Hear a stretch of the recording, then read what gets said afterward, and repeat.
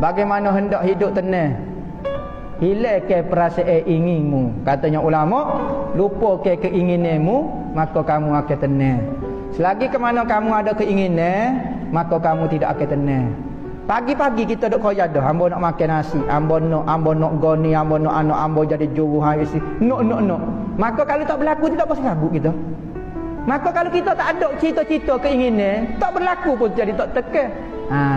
Ya ketenangan ini apabila kita ni serabut ni tak tenang ni, apabila keinginan kita bercanggah dengan keinginan Allah. Maka kalau tak ada keinginan, tenang kita. Yang mau ngaji tak pandang, hangpa tak ada cita-cita pun jadi pandang. Patut tenang sungguh ngaji demo. Kalau lain ngaji payahnya tekan. Apa demo tekan? Sebab demo ada keinginan tu. Nak jadi pandang dah tu. Tuhan tak siwak demo pandang. Oh kalau rezeki, kalau Tuhan demo nak pandang, Tuhan nak pandang tak apa. Kalau Tuhan tak pandang. Sebab tu nak lari daripada tak tenang, jangan ada keinginan. Orang tanya Syekh Junaid Baghdadi.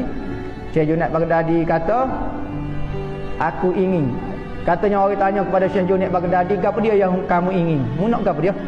Katanya Syekh Junaid Baghdadi, aku ingin supaya tidak ada keinginan. Aku ingin supaya tidak ada keinginan. Terahlah berlatih. Tak si buat. Pas dia tanya 14 kali, dia tanya hak tolong. Buat apa serabut? Buat agak keinginan kita tu. Siapa dia kau kita nak ada keinginan di samping Allah?